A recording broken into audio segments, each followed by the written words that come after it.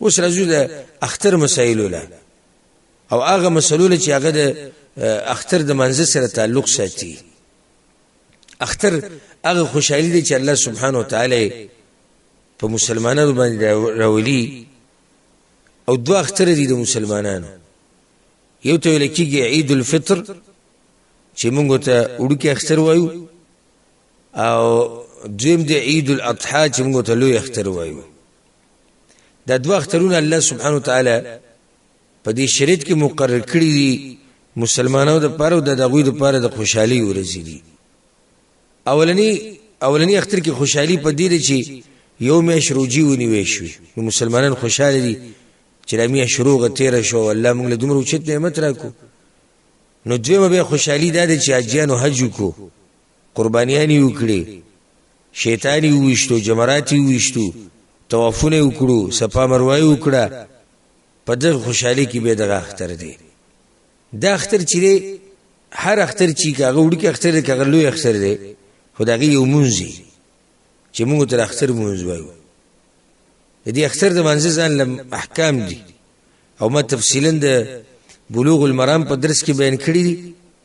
او د صحیح بخاري شرح چې موږ کوله تیر شوي کال رمضان په میاشت کې نو ما هغه صحیح بخاري په دروسو کې د اختر مسائل تفصیلا بیان کړي او درشان د عمدة الاحکام په شرح کې او عامو دروسو کې موږ ځای په ځای بیان کړي. اولنی مسله د یاد ساتئ د اختر په مسایلو کې او آداب. اولنی ادب دا دی تکبیر ویل. دا تکبیر شروع کیږي کله چې کله نور ډوب شو او اعلان وشو چې سبا اختر دی به دې ځینې تکبیر شروع شو او د اختر د منځه پورې نور ډوب شو چې سبا اختر دی اعلان وشو بس ته تکبیر شروع که خدا کم وخت پورې به د تکبیر وي د اختر د منځه پورې به تکبیر وي. دا اولنی ادب دی د اختر په آدابو کې اولنی مسله ده. او دا تکبیر به څنګه وي الله اکبر الله اکبر الله اکبر کبیرا یو دا طریقه ثابته ده. دویمه الله اکبر الله اکبر لا اله الا الله الله اکبر ولله الحمد یا الله اکبر الله اکبر الله اکبر لا اله الا الله الله اکبر الله اکبر ولله الحمد. دا تکبیر به ولي په دې باندې الله حکم کړی ولتكملوا العده ولتكبروا الله على ما هداكم ولعلكم تشكرون. الله وی چې کله تاسو شمار پوره کړئ دروجو په خیر خیریت سره پوره کړئ نو به لوی بیان کړئ د الله لکه څنګه چې تاسو ته خوري ده. نو چې کله نور ډوب شو او موږ ته پته ولګېده چې بس سبا اختر دی اوس به لوی بیانې د الله چې لوی دی هغه ذات چې موږ له دې نعمت توفیق راکو او د دې طاقت موږ له راکو دا لوی به بیانې لوی به په دې طریقې سره بیانې تکبیر به او دا تکبیر په زور ویل په لارو کوڅو کې ویل په جمعتونو کې په بازارونو کې په عیدګاه کې اختر منزل چیزی په لار باندې د دې ویل د سنت طریقه ده. او سبحان الله دا سنت زمونږ نه غیب شوی دي بلکې نن سبا او خصوصا پښتانه خود دینه په دې باندې خبر کېږي نه د حقیقت ته اکثر پښتانه خود دینه لا خبروم نه چې تکبیر ویل کی لا عرب خریدوی په عمل کې دوی څه خبره دي او کپدی سنت عمل کو او پلار روان او تکبیر دی الله اکبر الله اکبر لا اله الا الله الله اکبر ولله الحمد. نکېدی چې داخله کوی چې لونه او کېدی چې خلک دې منم کې جره تسکه ها د اختر په شپه باندې په بازارونو کې ګرځا دمتوب عام رواني سندري لګېدلې دي الکان او جنکې ګډ وډ په یو بل کې ورننوتی دي خلک په دې سو کې اعتراض نه کوي خو کته د پیغمبر صلی الله علیه وسلم طریقه را ژوندۍ کړه او دا تکبیر دی وی په لار کې دا تکبیر دی وی په جمعات کې دا تکبیر دی په زور سره وی په عیدګاه کې نو ټول به سرونه راوچت کې یو ته وګوري بل ته دا سقي څه ده ګوره نو دا هغه سنت دي چې دا ورک شوی دي دا ژوندۍ کې را ژوندۍ کوي الله بدل دې اجر درکړي عام کې دا تکبیر چې کله نور ډوب شو د اخرنی ورځ نو بس تکبیر شروع شو د اختر د منځ پوری او مستحب طریقه ده چې په زور به وي په لارو کې په کوڅو کې په کور کې په بازار کې په عیدګاه کې په جمعات کې دا اولنی مسله شو د اختر په مسایلو کې دیو مسله د اختر پورز سنت طریقه ده چې انسان غسل وکړي او د اختر د منځ لپاره ځان صفا کړي او چې کومي خيسته جامې دي د سره هغه واچي او خوشبو استعمال کړي او د الله سبحانه وتعالى د نعمتونو راخکاره کول په ځان باندې د الله خوخه ده لکه بعض کسان ویروي سبق وو څه ضرورت ته جامو ته او طاقت کیږي نو نوې لباس چول په اختر کې او خيسته لباس چول صفا لباس چول د پیغمبر صلی الله علیه وسلم طریقه ده او ان الله يحب ان يرى اثر نعمته على عبده حدیث کې راځي د الله د خوخه ده چې کوم نعمت بندله ورکی چې داغي اثرات بیا په دې بند باندې ویني د الله د خوخه ده د الله د خوخه ده چې په تا باندې د نعمتونو ویني د نعمتونو خوندې کوما او غوټه ولا مور کوه ځکه حدیث کې راځي پیغمبر صلی الله علیه وسلم اسماء بنت ابي بکر رضی الله عنها ته دا خبره کړې و وی اسماء غوټي مور کوګن الله به غوټي ورکی یعنی د مال لګاو د الله په لار کې او چې کوم تاسو ضرورت ته په ځان خرج کوا غوټي ولا مور کوه نو د اختر پورز خصوصا د اختر د منځ لپاره غسل کول خيسته کپڑے چول خوشبو لګول د سنت طریقه ده دریم مسله کله چې عیدګاه ته وځي د کور نه وځي عیدګاه ته رواني د منځ لپاره د اختر د منځ لپاره او عید الفطر لپاره دا مسلې ګور د عید الفطر موږ بیانو نو یو څو کجوري خوراک د منځ نه مخ کې د مستحب طریقه ده او مستحب دی چې د تاق عددي یو درې پینځه په دې طریقو سره خوري ولې د کجوري ولې خوري په دې چې اعلان وکړي چې ګوره زما روزه نه ده اما نور کړه خو سحر منځنه بد روزي شي چې څنګه سحر باندې سر روزه شو اوس ته نه خوري اوس ګوره د اختر مونږ کو او اوس روانې دوه اختر منځله د سحر مونږ دی کو اختر منځله روانې دوه نو کجوري دوه خوري اعلان دی کو چې زما ګوره بوزه ده زما روزه نه ده نو دا طریقه د سنت طریقه ده سلورم ادب دا دی او مسله چې بیا کله ته عیدګاه ته روانې نو په لاره به په زور د تکبیر وي تکبیر مسله مخکې تیر شو پنځمه مسله دا ده د اختر په مسلو کې چې زیبه په یو لار او راځي په بل لار په دې کې څه حکمت ته چې زیبه په یو لار او راځي په بل لار نو حکمت وې دا دی بعض علماء دا ذکر کړي چې لازمه کې گواہی ورکړي د انسان د پاره چې کله د عبادت وکړي نو کله چې دې په یو لار لاړ شي او په بل راشي نو د دوه زمکه به گواہی ورکړي دوه لاري به گواہی ورکړي دوه لاري به گواہی ورکړي بعض علماء دا حکمت ذکر کړي دی اختر دی چې ډیر خلک ویني راویني اختر دی چې ډیر خلک ویني راویني وس په دې لار باندې لار نو چې څومره مسلمانان په دې لار دی هغه وریدو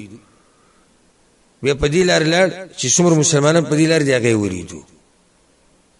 نو د ډیرو مسلمانانو سره چې به ملاقات کیږي د خدا او د حکمت ته پدې کې بل مسله د اختر په مسلو کې هغه ده چې د اختر منځبه د په عیدګاه کې د پیغمبر صلی الله علیه وسلم طریقه ده ها جمعات کې د عذر د لاس کول څه خبره نه ده خو نور عامه طریقه د پیغمبر صلی الله علیه وسلم هغه داوه چې د اختر منځ به دا په مصلا کې کو په عیدګاه کې به کو په جمعات کې به د اختر منځ نه کو نو پکار د دې مولیانو صاحبانو له زموږ په ملکونو کې چې په دې سنت باندې عمل وکړي او دا چې اختر مونږ دا په عیدګاه کې کول په کولا بزمګه کې کول دا مستحب طریقه ده او بارانی یخنی واوري بل څه مسلې او دا کې درسه جمعات کې به څه خبره نه ومه مسله د اختر په مسلو کې هغه ده چې سنت طریقه ده چې عیدګاه ته د زنانم لاړ شي ماشومانن دی لاړ شي ټول دی لاړ شي تر دې چې هغه زنانه بمزي چې په وبنه حیزي د حیز بیماری پیګنه ابمزي او هغه زنانه چې هغه جنکی چې هغه نیوی پیغلی شي او وي بمزي ټول بزي په صحیح مسلم کې دا حدیث ته کنه د عطیه رضی الله عنها وچ امرنا النبي صلى الله عليه وسلم پیغمبر صلی الله علیه وسلم موږ ته امر کړی ان نخرج في العيدين العواتق وذوات الخدور وامر الحيض ان يعتزلن مصلى المسلمين پیغمبر صلی الله علیه وسلم موږ ته امر کړو چې تاسو د اختر دی منزله زنانه بوزي ټول بوزي تر دې چې دغه پیغلی جنکی و ذوات الخدور چې هغه پرده شوي دي نوي او دغه شان حیز ولا زنانه دي مزي ها خو دومره دا چې حیز ولا زنانه به د عیدګاه نه لري ناشتي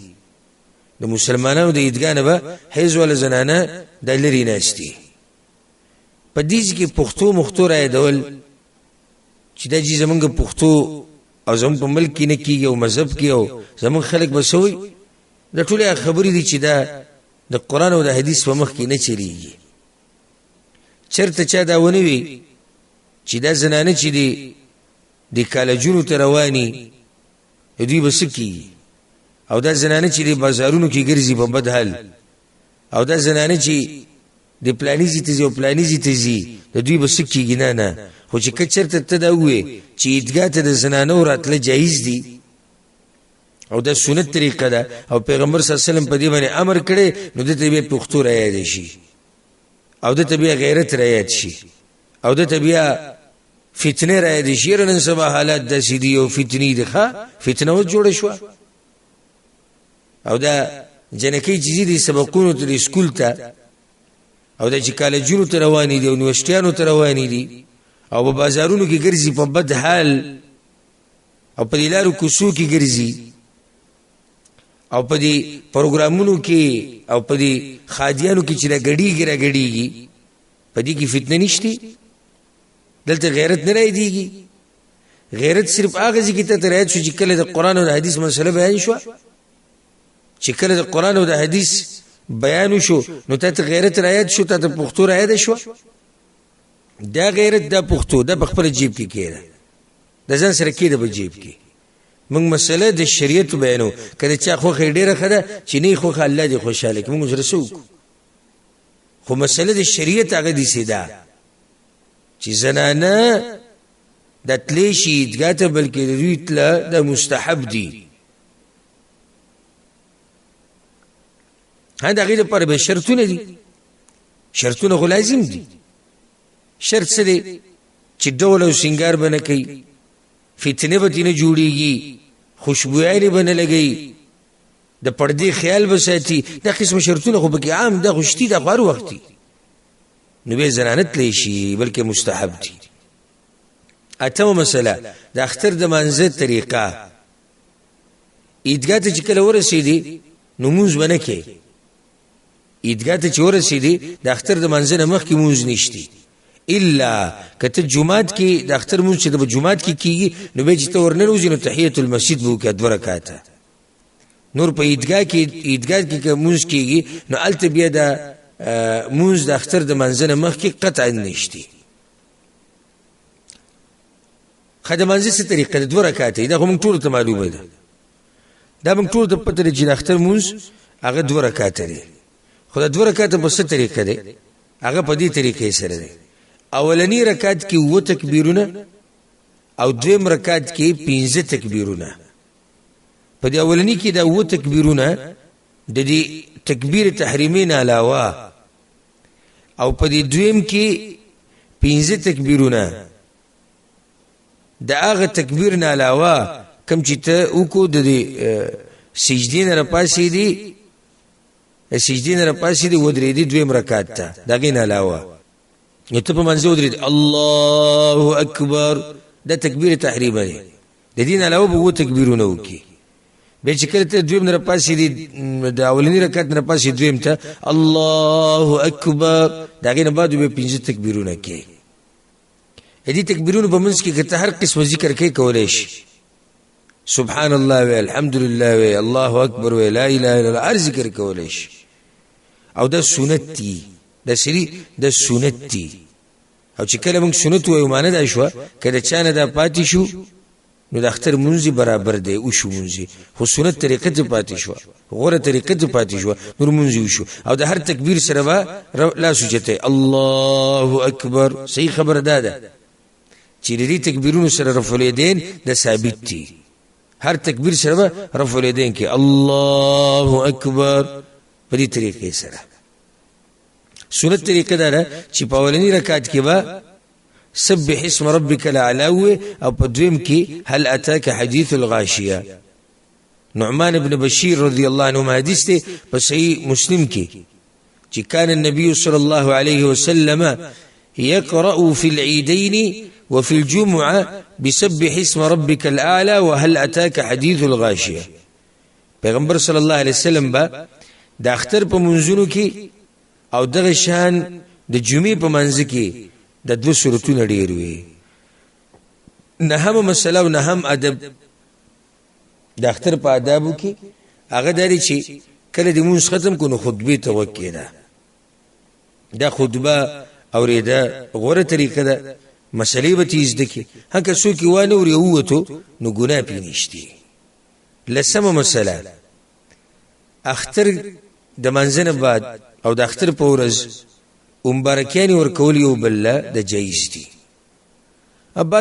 بعض مولیانو دي کې لګه سختی کړي ده خدایوي مقصد باندې د ملګری پوښوي نه یا هغه د خلکو په دې مقصد نه دی پوه نو حاصل د مسلې هغه دی یو خدای قربانیانی د پریدګه کې چې یو بل ورکی دلته خطبه کیږي دوی یو بل نه تاویږي اختر دی مبارک شوروجی او شرط نو دا ناروا دي ځکه چې دلته خلک خطبه لپاره راغلي خطبه ته نه څو ته خلک مصروف کړو په دې مبارکیانو باندې دیمه هغه جایز مبارکی ده چې هغه زمونږ په عادتو کې د موږ ته عبادت نه وایي هغه چرته سړیو ته عبادت وایي نو بیا په هغه دلیل پکاري خو دې ته موږ عبادت نه وایو په دې طریقه ده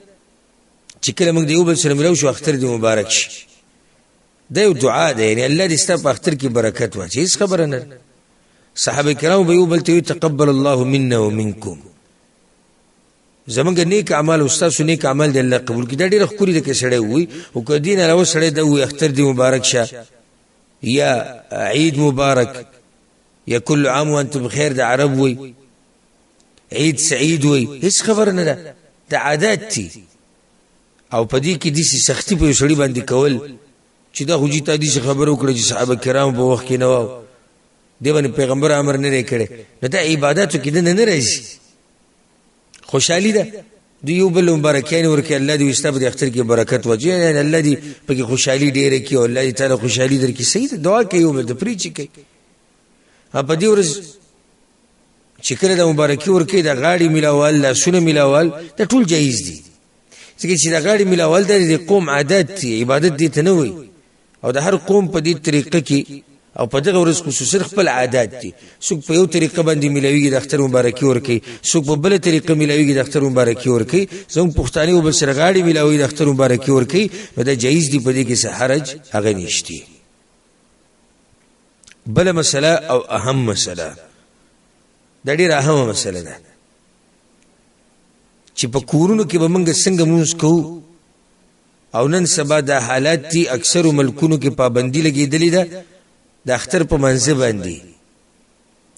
په عیدګاه کې پابندیانی دي پاغي باندې نوس په کورونو کې بدن مسلمانان د مونږ څنګه کوي دا سوال ډیر پیری زمنګ نشه دا مسله ډیر زمنګ مخې ته راغلي ده چې مسلمانان به په ست طریقه باندې د مونږ کې په کور کې نو جواب په کور کې به په هغه طریقه کې په کومه طریقه چې عیدګاه کې د مونږ کېږي الا د خطبه به پکې نه صرف پکې خطبه نه نور به د مونځ اق شان کی په اولنی رکعت کې و تکبیرونه په دویم کې 15 هغه شان سورتونه پکې ویل مستحب دي ثابت دي د انس ابن مالک رضی الله عنه مشهور روایت دی چې کله به داغه نه د اختر مونږ لاړو امام به د اختر مونږ کو نو جمع اهله خپل کور ولا به راجمع کړو او خپل خادمان غلامان مریان هغه به راجمع کړو بیا کوم عبد الله بن ابي عتبه د دې غلام هغه به ورمخ کو فيصلي بهم ركعتين هغه به 2 رکعات مونږ کو يكبر فيهما هغه تکبیرونه به کیو هغه اختر هغه منځ کې چې ویل کیږي هغه تکبیرونه به وي ها خطبه به کې نه کوله نو دا اسانه مسله ده ګران نه ده که څوک ته پوښتنه کوي چې څنګه وکړو د اختر مونږ په کور کې نو څنګه چې په عیدګاه کې کې قشان وکړي جمع کوي ملګری دی راجمع شو یو کس ورمخ کې شو هغه دې 2 رکعات وکي امامتي او هغه شان تکبیرونه دی بکوي څنګه چې په عیدګاه کې ویل کیږي خطبه بکې نه بس مونږ شو اخرنی مسله د اختر په مسایلو کې هغه ده ګناونه او هغه نافرمانیانی هغه ټی نافرمانیانی چې په اختر کې کیږي اگر که ګناونه خډيري خو بس هغه ناروا کارونه چې په اختر کې مونږ لیدلې دغه تذکرہ دا اختر په دې سحر باندې یا د اختر په شپه د باز ولاړی شیشه ته ګیره خري ورې لکه وځخو اختر روان دي کنه ځان تیاروم خروته چې را جامت پر خو دو ګیره تانو پر خو دی روجو وینه دا خاصه عادتي من ګیره پر خو دی مطلب دی چې الله په دومره نعمت کو دیرش ورزي روجي ونی یو کم دیرش ورزي روجي ونی وس دې د نعمتونو مقابله د الله په نافرمانی باندې کوي نو سار وختي یا د شپې هغه ګیره دې لري کوي چې دغه په باره کې صریح اوامر راغلي د شریعت چې ګیره به پریدي سړی به ګیره نه یو وختم نه لري کوي ګیره به زوړندې ګیره به غړنۍ نیو دا غټ ګناه کی د دین ځان لري ساتل پکاره اختر په ورځو کې دا غټه ګناه دیمه د خلک یو بل کرزی راځي د اختر مبارکیانو له نو اکثر د دیو بل سره لاسونه ملاوي نو د هغه زنانو سره په کې لاسونه ملاوي چې هغه محارم کې نه او زنانه هغه سړو سره لاسونه ملاوي چې محارم کې نه بلکې زموږ په ملک خدا اکثر چې زنانه عمر لګ زیات یو خپلولم کوي او د زما د زو په شان او د رور په شان وره چې یو زنانه سره ستاد نکاح کی دسته پر پردې د زنانه د دې سره بل اسنه ملوي کده هر څوک کده خپکیو کده خوشحالي او کده د پښتو معاشره ده او کده د انکو معاشره ده کار سوت ته هو شریعت ته تداوي چې پردې زنانه سره بل اسنه ملوي مشهور حدیث کې امام طبرانی رحم الله راوړی لأن يطعن في رأس أحدكم بمخيط من حديد خير له من أن يمس امرأة لا تحل له تاسو کې کده چا سر له د وسپنی گزار سوک ورکی نو د وسپنی د گزار د دینه خده چې ډیر اولګي د پردي زنانه سره لاس ولګي ګوري داګینه ول د وسپنی د گزار خده نو دې خبره کې احتیاط کوي دا ګنام د اختر په ورځو کې ډیره کی دریم اسراف او پزول خرچي په دغه ورځو کې ډیره کیږي د جوی پټاخی دي او د جی پروګرام د خپلوان را جمع شوی دي او پای کې غوخي او وریجی او چې سوي دغه نعمتونه پاکه کړي او بیا غراوالي ډرام ته کچرو ته گزار کی دې ځان لري ساتل پکار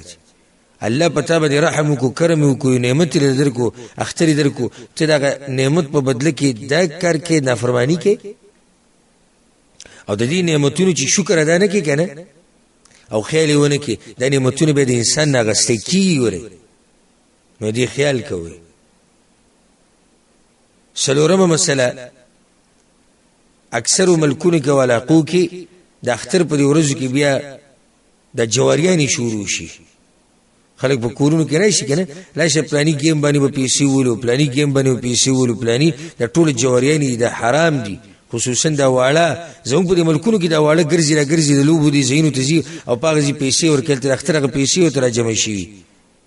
راشه دا لوبه به وکړو په دې کې زه به دومره پیسې ورکړم او دی به دومره ورکړي هغه به دومره ورکړي جواریانو نه ځان لرې ساتئ